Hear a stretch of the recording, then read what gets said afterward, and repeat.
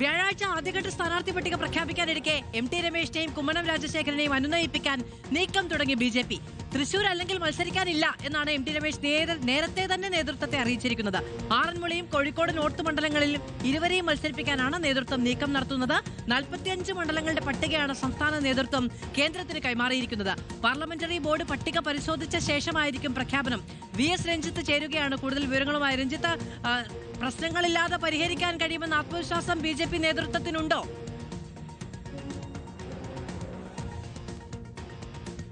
മാധു, ഇപ്പോഴും പ്രശ്നങ്ങളുണ്ട് എന്ന് ബി.ജെ.പി. നേതൃത്വം സമ്മതിച്ചുകൊണ്ടല്ല. ഈ എം ടി രമേശിനെ സംബന്ധിച്ച് അദ്ദേഹത്തിന് മത്സരിക്കാൻ താല്പര്യമുണ്ടായിരുന്ന മണ്ഡലം തൃശൂർ മണ്ഡലമാണ്. ആ മണ്ഡലത്തിലേക്ക് പത്മജ വേണുഗോപാൽ വരുമ്പോൾ ഇനി മറ്റൊരു മണ്ഡലത്തിൽ മത്സരിക്കാനില്ല എന്നുള്ളതാണ് സംസ്ഥാന നേതൃത്വത്തെ എം ടി രമേശ് അറിയിച്ചിട്ടുള്ളത്. കഴിഞ്ഞ നിയമസഭാ തെരഞ്ഞെടുപ്പിൽ എം ടി രമേശ് മത്സരിച്ച മണ്ഡലം കോഴിക്കോട് നോർത്താണ്. ആ മണ്ഡലത്തിലേക്ക് ഇനി ഇല്ല എന്നുള്ള നിലപാട് നേരത്തെ തന്നെ അറിയിച്ചിരുന്നു. അതിന് പകരം ആറന്മുള മണ്ഡലം കൊടുത്തു. ആറന്മുളയിലാണെങ്കിൽ നേരത്തെ കുമ്മനം രാജശേഖരൻ മത്സരിച്ച മണ്ഡലമാണ്. ഇക്കുറിയാണെങ്കിൽ അവിടുത്തെ പ്രാദേശികമായിട്ടുള്ള നേതാക്കന്മാർ പലരും കുപ്പായമിട്ടിരിക്കുന്ന മണ്ഡലമാണ്. അപ്പോൾ അങ്ങോട്ടും ഒരു ഇരയാവാനില്ല എന്ന മട്ടിലാണ് എം ടി രമേശ് പ്രതികരിക്കുന്നത്.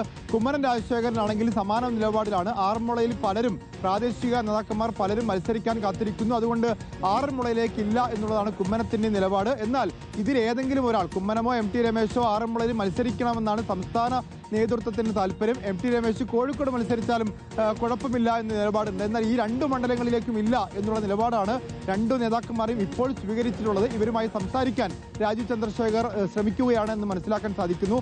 മറ്റിടങ്ങളിലെ സ്ഥാനാർത്ഥികളുടെ പട്ടിക നമ്മൾ നേരത്തെ തന്നെ പറഞ്ഞിരുന്നു. അത് പ്രകാരം തന്നെ ആയിരിക്കും എന്നുള്ളതാണ് വിശ്വസിക്കുന്നത്. നേമത്ത് രാജീവ് ചന്ദ്രശേഖരും, കഴക്കൂട്ടത്ത് വി മുരളീധരനും, കാട്ടാക്കടയിൽ പി കെ കൃഷ്ണദാസും, വട്ടിയൂർക്കാവിൽ ആർ ശ്രീലേഖയും, തിരുവല്ലയിൽ അനൂപ് ആന്റണിയും, പാലക്കാട് ശോഭാ സുരേന്ദ്രനും, മഞ്ചേശ്വരത്ത് കെ സുരേന്ദ്രനും അടങ്ങുന്ന സംസ്ഥാന നേതൃത്വം മത്സരിക്കും. പത്മജ വേണുഗോപാൽ തൃശ്ശൂരുണ്ടാവുമെന്ന് പറയുന്നു. തൃശ്ശൂരിലാണ് മറ്റ് എ ക്ലാസ് മണ്ഡലങ്ങളുള്ളത്. അവിടെ മണരൂരിൽ കെ അനീഷ് മത്സരിക്കുമെന്നും പുതുക്കാട് എ നാഗേഷ് മത്സരിക്കും, വടക്കഞ്ചേരിയിൽ ജേക്കബ് തോമസ് മത്സരിക്കും എന്നൊക്കെയാണ് നമുക്ക് മനസ്സിലാക്കാൻ സാധിക്കുന്നത്.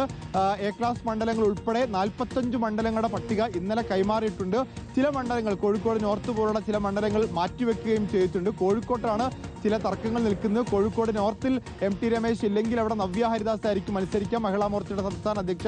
ഈ കുന്നമംഗലം, കോഴിക്കോട് സൗത്ത് 2 മണ്ഡലങ്ങളുള്ളത്. കോഴിക്കോട് സൗത്തിൽ പ്രകാശ് ബാബു ജില്ലാ അധ്യക്ഷനാണെങ്കിൽ കുന്നമംഗലത്ത് റെനീഷ് ആയിരിക്കും, ടി റെനീഷ്. അല്ലെങ്കിൽ ടി റെനീഷ് സൗത്തിൽ, കുന്നമംഗലത്ത് പ്രകാശ് ബാബു, ബേപ്പൂരിൽ വി കെ സജീവനെ പരിഗണിച്ചേക്കാം. ഇത്തരം ചില തർക്കങ്ങൾ നിലനിൽക്കുന്ന മണ്ഡലങ്ങൾ മാറ്റിവെച്ച് 45 മണ്ഡലങ്ങളുടെ പട്ടിക ഇന്നലെ കൈമാറിയിട്ടുണ്ട്. അതിൽ അന്തിമ പട്ടിക വ്യാഴാഴ്ച ചേരുന്ന പാർലമെന്ററി ബോർഡിൽ ഉണ്ടാകും. പാർലമെന്ററി ബോർഡ് സംസ്ഥാനത്തിന്റെ പട്ടിക മാത്രമല്ല പരിശോധിക്കുന്നത്, കേന്ദ്രത്തിൻ്റെതായ ഒരു സർവേ നടന്നിട്ടുണ്ട്. ആ സർവേയിൽ വിജയസാധ്യതയുള്ള സ്ഥാനാർത്ഥികളെ കേന്ദ്രം കണ്ടെത്തിയിട്ടുണ്ട്. ഈ രണ്ട് പട്ടികയും താരതമ്യം ചെയ്തുകൊണ്ടായിരിക്കും അന്തിമ പട്ടിക കേന്ദ്രം രൂപം കൊടുക്കുക. ശരി, VS രഞ്ജിത്താണ് വിവരങ്ങൾ നൽകുന്നത്. അനുനയ ചർച്ചകൾ തുടരുകയാണ്. 45 പേരുടെ പട്ടികയാണ് നിലവിൽ കൈമാറിയിരിക്കുന്നത്.